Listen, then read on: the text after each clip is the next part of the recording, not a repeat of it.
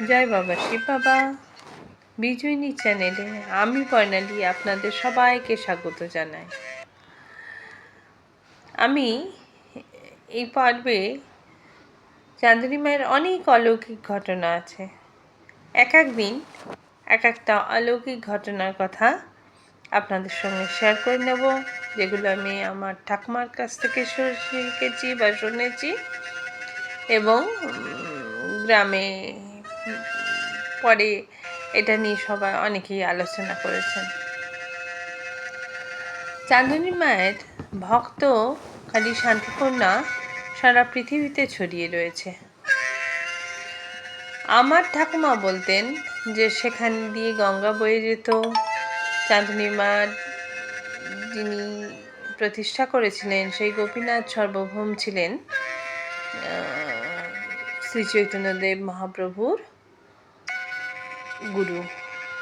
শ্রী চৈতন্য মহাপ্রভুও এখানে তার এসে দাঁড়িয়েছিলেন, মানে ছিলেন এখানে। তো অনেক কথা মায়ের নামে প্রচলিত লোককথার মতো ছড়িয়ে ছিটিয়ে রয়েছে। তো একটা গল্প আমার ঠাকুমা বলেছিলেন যে দক্ষিণাকালীর সামনে যদি বকুল গাছ থাকে তাহলে সেই জায়গাটা সিদ্ধপীঠ হয়। তো আমরা ছোটবেলায় সিদ্ধপীঠ কি না পীঠ বুঝতাম না, কিন্তু ঠাকুমা সব সময় সব কথাতেই চাঁদনী মায়ের নাম নিতেন। আর রাত্রে ঘুমোবার সময় তো অতি অবশ্যই।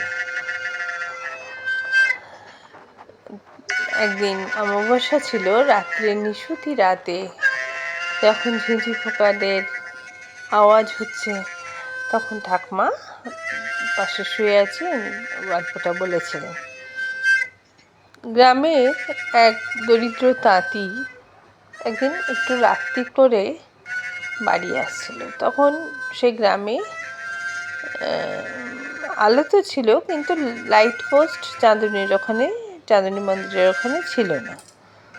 তখন ছেলেটি দেখে বকুল গাছের ওখানে একজন খুব সুন্দর দেখতে ভদ্রমহিলা, চুল ছাড়া, কালো শাড়ি পরে দাঁড়িয়ে আছেন।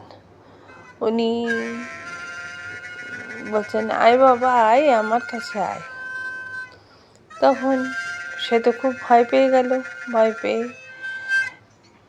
তারপর বললো, আয় না আয়, কোনো ভয় নেই। ছেলেটি গেল। তখন বলল, আমি চাঁদনী মা, আমি এই গ্রামকে রক্ষা করি, আমি এই পশ্চিমবঙ্গকে রক্ষা করি, আমি পুরো জগৎকে রক্ষা করি। ছেলেটি কাঁপতে কাঁপতে অজ্ঞান হয়ে গেল।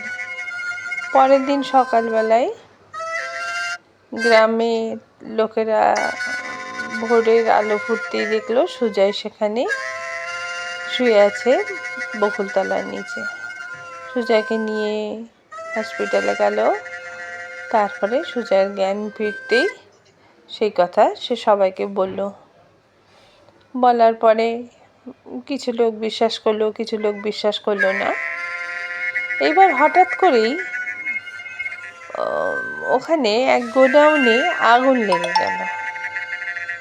বিরাট আগুন, সব ছোট ছোট ঘর, এক ঘর থেকে এক ঘর আগুন জ্বলছে। স্থানীয়রা দেখলো যে একজন ভদ্রমহিলা দৌড়ে দৌড়ে সেখানে জল দিয়ে আগুন নেভান। সেই ভদ্রমহিলাকে দেখে গ্রামের সবাই সুজয়ের কথা বিশ্বাস করলো এবং জয় মা চাঁদনী বলে তারা মাকে প্রণাম করলো। আজও গ্রামের মানুষরা সন্ধ্যেবেলায় মায়ের কাছে আসে, পুজো দেয়।